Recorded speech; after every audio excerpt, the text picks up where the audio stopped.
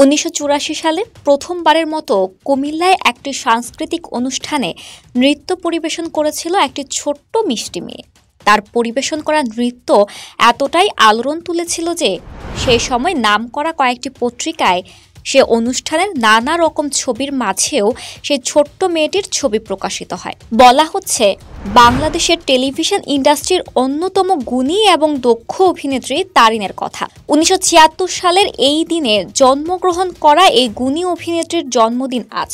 ১৯৮৫ সালে জাতীয় সাংস্কৃতিক প্রতিভা অন্বেষণ নতুন কুড়ি দিয়েই সংস্কৃতি মাধ্যমে তারিনের যাত্রা শুরু হয়। নতুন কুড়ির সেবারের আয়োজনে অভিনয়, নাচ এবং গল্প বলাতে প্রথম হন তারিন। দেশের একমাত্র টেলিভিশন চ্যানেল ভিটিভিতে প্রচারিত হবার দরুন সে সময় থেকেই সাধারণ দর্শকের মনে জায়গা করে নেন তিনি উস্তাদ হাসান ইকরামুল্লাহর কাছে শাস্ত্রীয় সঙ্গীতে তালিম নিয়েছিলেন। তখন থেকেই শিশু শিল্পী হিসেবে জনপ্রিয়তা ছোট পর্দায়। সেই পথ চলা আজও সাফল্যের সাথেই চলছে অবিরামভাবে। অভিনয়ের পাশাপাশি মডেলিং, নাচ আর গানেও রয়েছে তার পারদর্শিতা। ছোটবেলা থেকেই কাজ করার কারণে সহজেই পরিচিত মুখ হিসেবে স্বীকৃতি পান তারিন। সময়ের সঙ্গে সঙ্গে প্রতিটি মাধ্যমেই তারিন হয়ে ওঠেন আরও পরিপক্ক। প্রখ্যাত উপন্যাসিক হুমায়ুন আহমেদের জনপ্রিয় এইসব দিনরাত্রি ধারাবাহিক নাটকে প্রথম শিশু চরিত্রে অভিনয়ের মাধ্যমে প্রথমবার শিশু শিল্পী হিসেবে টেলিভিশনে আত্মপ্রকাশ করেন তারিন জাহান। অরুণ চৌধুরী পরিচালিত কাগজের ফুল ধারাবাহিক নাটকে তারিনের অভিনয় ব্যাপক জনপ্রিয়তা লাভ করে। এই নাটকে অভিনয়ের মাধ্যমে রাতারাতি তারকা খ্যাতিও পান তিনি।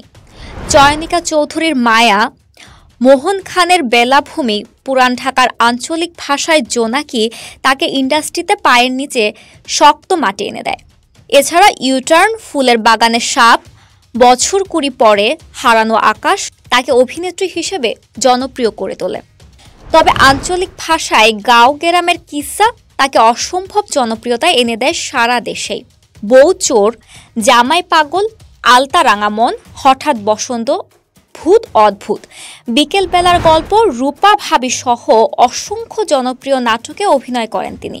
দুইবার দর্শক জরিপ এবং একবার সমালোচক ক্যাটাগরিতে মোট ৩ বার প্রথম আলো পুরস্কার লাভ করেছেন তারিন। এই সময়ের জনপ্রিয় অভিনেতা অপূর্বর সাথেও জুটি বেঁধে বেশ কিছু জনপ্রিয় নাটক উপহার দেন তিনি। শক্তিশালী অভিনেত্রীদের সাথেই পাল্লা দিয়ে এখনও অভিনয় করে যাচ্ছেন তারিন।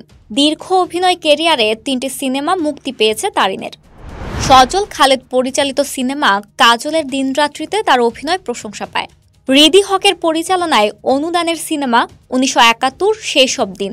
এই সিনেমাটিতেও গ্রে শেডের চরিত্রে তারিন মুগ্ধ করেছেন সবাইকে। সেই প্রশংসার রেশ কাটতে না কাটতেই কলকাতায় তার অভিষেক সিনেমা এটি আমাদের গল্প রিলিজ পেয়েছে কিছুদিন আগে। অভিনয়ের পাশাপাশি এখন রাজনীতির মাঠেও দেখা মিলে অভিনেত্রী তারিনের। সামনের দিনগুলোতে আরও অনেক সুন্দর এবং ভিন্নধর্মী কাজ নিয়ে তিনি আমাদের অন্তরে বিচরণ করবেন আরও অনেকগুলো দিন, এমনটাই কামনা সবার।